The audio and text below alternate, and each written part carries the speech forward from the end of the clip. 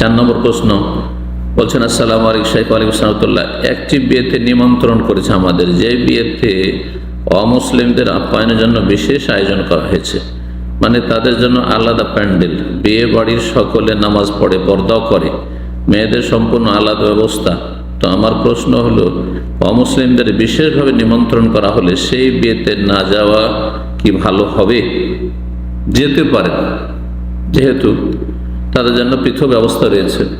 অমুসলিমদের বিয়ে শাদী বা মুসলিমদের কোনো অনুষ্ঠানে দাওয়াত দেওয়া, এটি প্রয়োজন হলে জায়েজ, কোনো অসুবিধা নেই। কিন্তু যদি মিত্রতাদের সাথে ভালোবাসা সৃষ্টির জন্য করে, তাহলে সেটা জায়েজ নয়।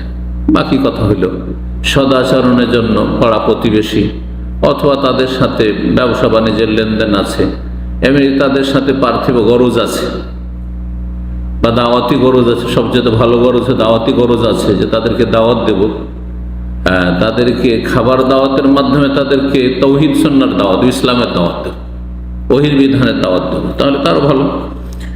তো অমুসলিমকে প্রয়োজন নেই বা ভালো উদ্দেশ্যে জায়েজ রয়েছে দাওয়াত দেওয়া, কিন্তু সেটি খুব ভালো কাজ নয়। কারণ অধিকাংশ লোক যারা দাওয়াত দিয়ে থাকে তারা তাদের সাথে মিত্রতা স্থাপন করে, আর অনেক সময় অমুসলিম কাফের ভালোবাসা মুসলিম ভাই বোনদের ওপর প্রাধান্য হয়ে যায় দুনিয়ার স্বার্থে। আজকাল স্বার্থের দুনিয়া, যার ফলে এটা কোনো ভালো কাজ নয় আর ভালো লোকদের কোনো লক্ষণ নাই।